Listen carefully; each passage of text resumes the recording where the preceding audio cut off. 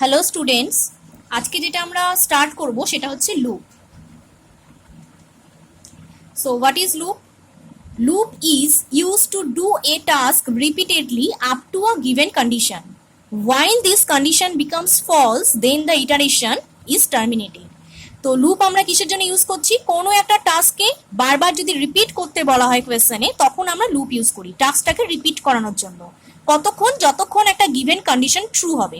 ওকে, একটা কন্ডিশন দেওয়া থাকে, যতক্ষণ কন্ডিশন ট্রু ততক্ষণ লুপের মাধ্যমে আমরা বা লুপের মধ্যে একটা টাস্ক আমরা রিপিট করাতে পারি।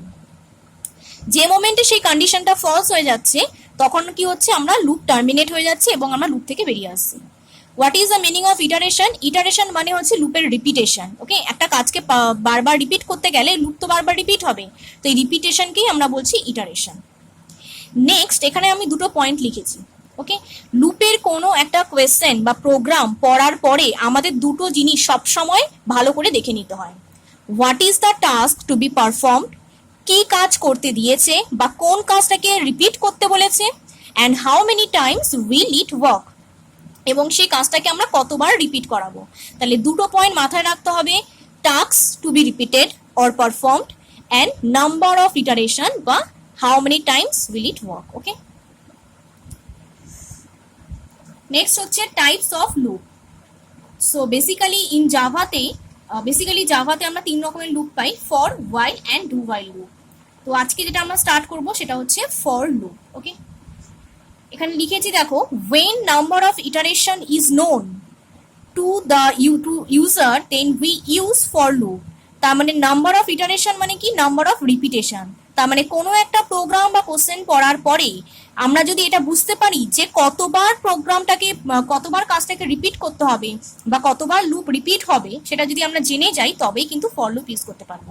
ওকে, তাহলে নাম্বার অফ ইটারেশন বা নাম্বার অফ রিপিটেশন যদি একটা প্রোগ্রাম বা কোয়েশ্চেন পড়ে বুঝতে পারি তবেই কিন্তু ফর লুপ ইউজ হবে।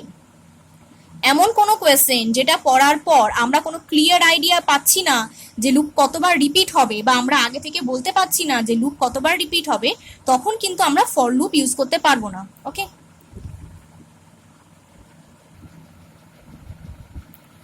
তো এটা হচ্ছে সিনট্যাক্স অফ ফর লুপ, মানে ফর লুপ আমরা কিভাবে প্রোগ্রামে লিখবো এবং ইউজ করব। তো জাভাতে আমরা সবসময় ফর লুপ স্মল লেটারে লিখি, ঠিক আছে। ফরের পরে দেখো একটা first bracket open and close করেছি। এই ফার্স্ট ব্র্যাকেটের মধ্যে দেখো আমরা তিনটে ডিফারেন্ট পার্ট লিখেছি, যেটাকে আমরা সেমিকোলন দিয়ে ডিফারেন্সিয়েট করেছি। ফার্স্ট পার্ট কি? Initialization. So what is initialization? তোমরা নিশ্চয়ই এরকম প্রোগ্রাম করেছো যে suppose a equal to 5, i equal to 1, ঠিক আছে, বা a ইকুয়াল টু 0। তার মানে আমরা কিন্তু এর আগে প্রোগ্রাম করেছি যেখানে আমরা ভ্যারিয়েবলে ডাইরেক্ট কোনো কনস্ট্যান্ট ভ্যালুকে স্টোর করছি। তাহলে এই পার্টটাকেই কিন্তু আমরা ইনিশিয়ালাইজেশন বলি।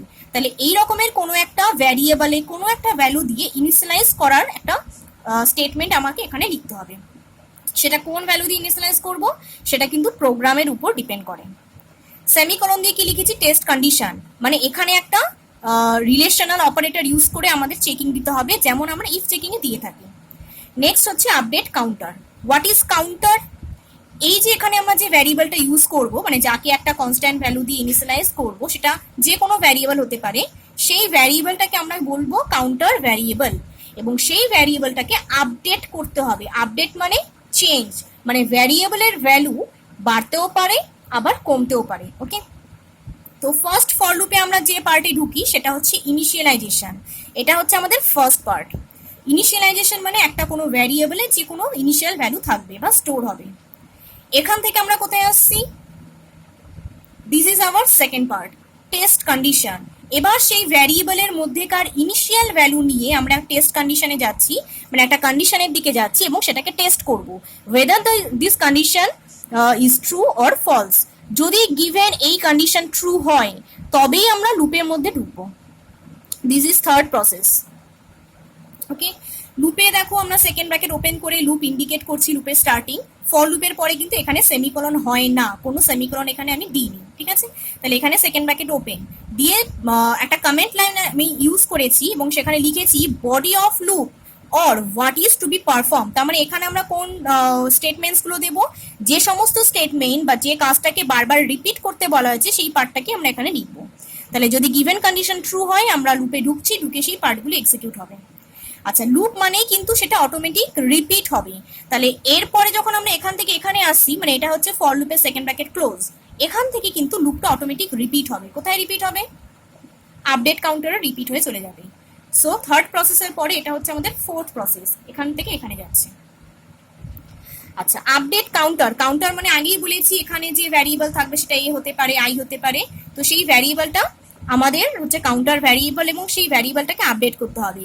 তার মানে ভ্যারিয়েবলটাকে এখানে বাড়াতেও হতে পারে কোনো ভ্যালু দিয়ে, বা মানে ইনক্রিমেন্টও করতে হতে পারে বা ডিক্রিমেন্টও করতে হতে পারে।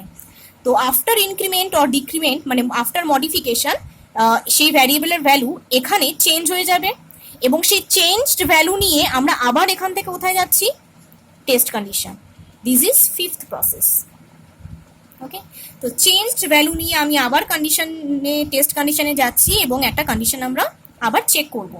যদি সেই গিভেন কন্ডিশন আবার ট্রু হয় তাহলে আমি আবার এখানে ঢুকবো, কন্ডিশনটাকে এখানে আমাদের ট্রু হতে হবে, তাহলে তাহলে আমরা লুপে ঢুকছি। তাহলে যদি ট্রু হয় আমরা আবার লুপে ঢুকছি, ঢুকে আবার বডিটা এক্সিকিউট করবে এবং এখান থেকে লুপ আবার ঘুরবে। তাহলে এই প্রসেসটা চলতেই থাকবে কতক্ষণ? যতক্ষণ এই কন্ডিশন ট্রু। যে মোমেন্টে আমি দেখবো যে কন্ডিশন সাপোজ ফলস, সাপোজ কোনো একটা কাউন্টারের ভ্যারিয়েবলের ভ্যালুর জন্য দেখা গেল কন্ডিশন ইজ ফলস, সঙ্গে সঙ্গে কন্ডিশন যদি ফলসে আমি আর লুপে ঢুকতে পারবো না, সঙ্গে সঙ্গে কিন্তু পুরো ফর লুপ থেকেই বেরিয়ে যাব। কখন? If false. ওকে, তাহলে ফর লুপ থেকে বেরিয়ে গেলে কিন্তু ফলস কন্ডিশনে যদি বেরিয়ে যায় তখন কিন্তু আর লুপ এক্সিকিউট হবে না বা লুপ আর ঘুরবে না। ওকে, আচ্ছা, এমনও হতে পারে যে ফার্স্ট টাইম যখন আমি লুপে ঢুকেছিলাম, মানে একটা ইনিশিয়াল টাইমে একটা ভ্যারিয়েবলে ইনিশিয়াল একটা ভ্যালুকে আমি স্টোর করেছি বা ইনিশিয়ালাইজেশন করেছি এবং সেখান থেকে যখন আমি সেকেন্ড প্রসেসে মানে টেস্ট কন্ডিশনে যাচ্ছি, হ্যাঁ, হতেই পারে যে প্রথমবারেই কন্ডিশনটা ফলস, তাহলে সঙ্গে সঙ্গে আমরা তখন লুপ থেকে বেরিয়ে যাব। তার মানে প্রথম ভ্যালুর জন্য ফার্স্ট টাইম কন্ডিশন যদি ফলস হয়ে যায় লুপ থেকে বেরিয়ে যাব এবং সেক্ষেত্রে কিন্তু লুপের এই বডি বা পার্ট একেবারেই এক্সিকিউট হবে না। ওকে, তাহলে লুপের ফার্স্ট কন্ডিশন যদি ফলস হয়, নাম্বার অফ ইটারেশন কত, মানে লুপটা ঘুরলো কতবার? একবারও নয়, মানে নাম্বার অফ ইটারেশন তখন হবে 0। তাহলে এটা হচ্ছে আমাদের ফর লুপের বেসিক কনসেপ্ট।